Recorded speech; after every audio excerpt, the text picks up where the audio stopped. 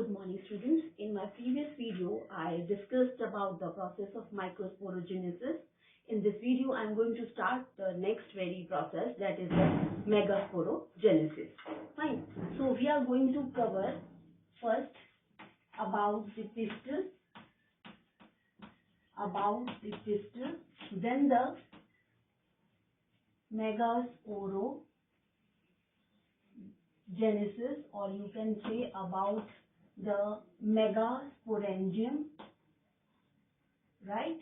Megasporangium, that is the ovule, fine, and then the embryo sac, the female gametophyte. So these are the three topics we are going to cover: the pistil, the megasporangium, and the embryo sac. So to start with the pistil, coming to the very basic structure of the pistil, upper, a little rounded or structure, then a cylindrical structure, then a bulging type of a structure at the end, which is attached to the another floral part, that is, the part of the flower, that is the thalamus. So let me label it. So this is the ovary, stigma,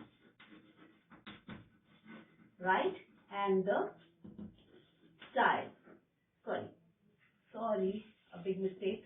Stigma. This is the stigma, right?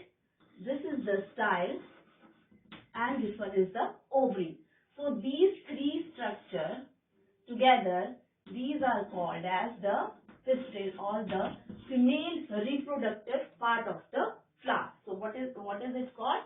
It is called as the female reproductive part of the flower. Fine. So this is the stigma, this is the style, and this bulgy structure, this is the ovary. Inside this ovary, there will be the arrangement pattern of ovules. Fine. Ovules, how they are arranged, it again varies a lot according to the species or the variety. So the arrangement of a ovule, again, it varies from the species to species. Now, if this is stigma, if this is pistil, stigma, style, and ovary, so these three form a pistil. Now, what is going to happen is that anther, right? Once the anther, we studied in microsporogenesis, once the anther is getting matured, right, and then the pollens are released, what is going to happen? That it is going to land over here. Suppose I am taking only one. So this is the anther, and stigma is acting as a landing surface for the anther. So where the anther is coming? On stigma. So we can say that stigma is providing a platform, right? Or we can say a landing surface to anther, right? And style. Now once this anther is like adhered to this stigma, then it will develop a pollen tube, right? And the pollen tube will move along this style. Again, this style, it can be hollow. Hollow means coming again to the structure of a style. If this is a style and this is a stigma, this is the anther, and from here the pollen tube is suppose coming.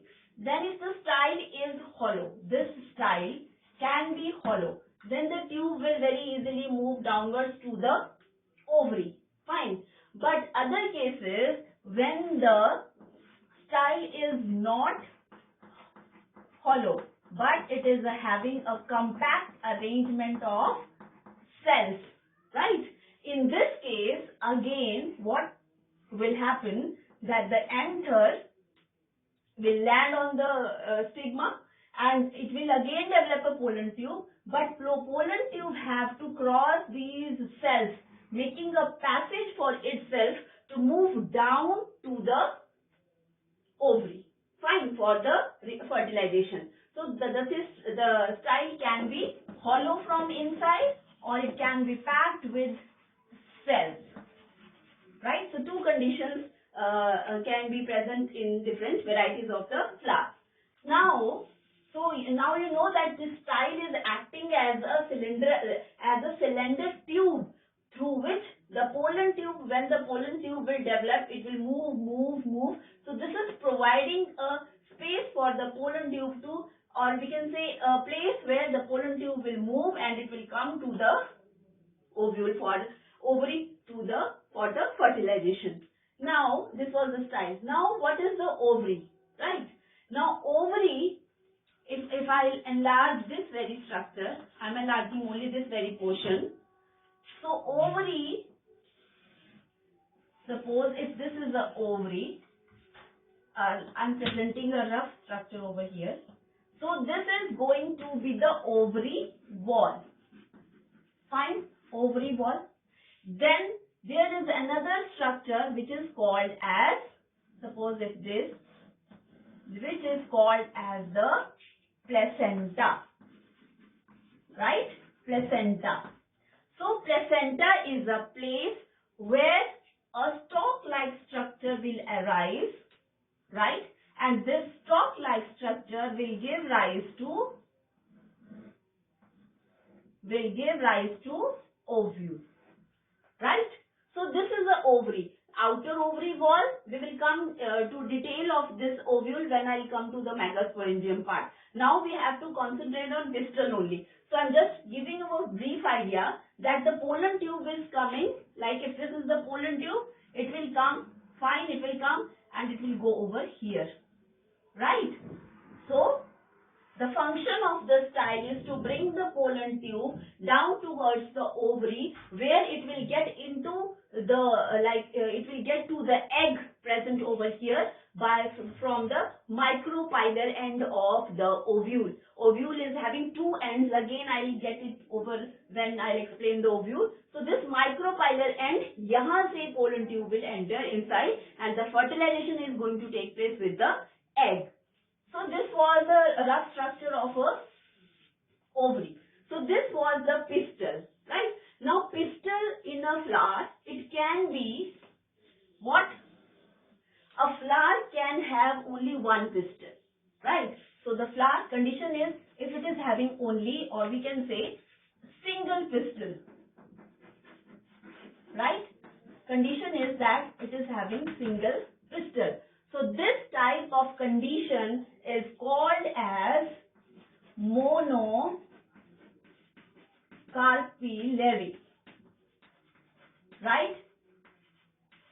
And if more than one pistil is present, so more than one or more than one pistil is present, then that condition is called as multicarpillary, right? Carpillary, right? So if a single pistil is present in a flower, that condition is called as monocarpellus or monocarpillary. If more than one pistil is present, then that is called as multicarpillary or multicarpus type of a flower. Now, if the pistil are more than one, again a condition arises, and the condition is that if the pistil are free, suppose if this is the arrangement,